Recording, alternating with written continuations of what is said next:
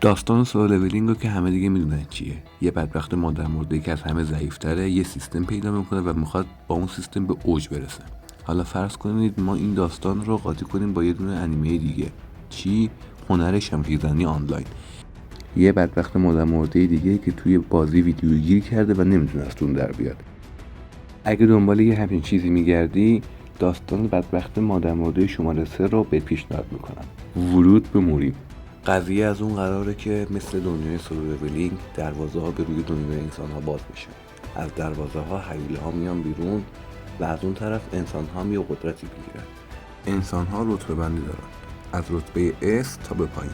شخصیت اصلی داستان پایین ترین رتبه است، اون پایین. این بیچاره یه روز چیز جالب پیدا میکنه. یه کپسول بزرگ و زشت. کپسول رو با خودش برمیداره میاره خونشون.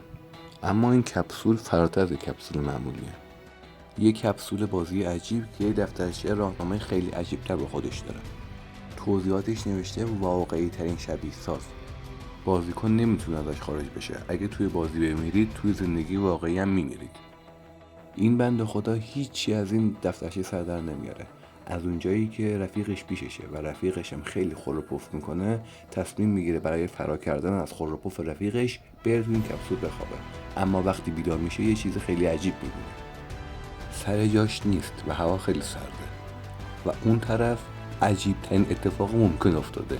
یه دختر بغلشه، خودش هم لباس تنش نیست. واقعا تعجب میکنه، نمیدونه باید چیکار کنه. داستان از اینجا تازه شروع میشه.